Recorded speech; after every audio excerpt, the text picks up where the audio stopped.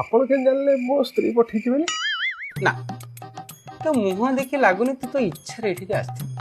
ନିଜ ଇଚ୍ଛାରେ ସିନା ଏଠିକି ଆସିନଥିଲି, କିନ୍ତୁ ନିଜ ଇଚ୍ଛାରେ ଏଠୁ ଚାଲି ଯାଉଛି।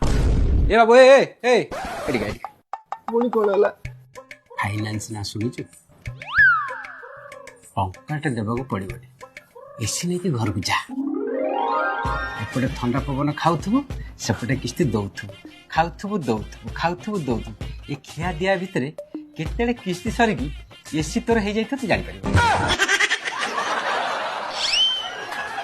ସତ କଥା।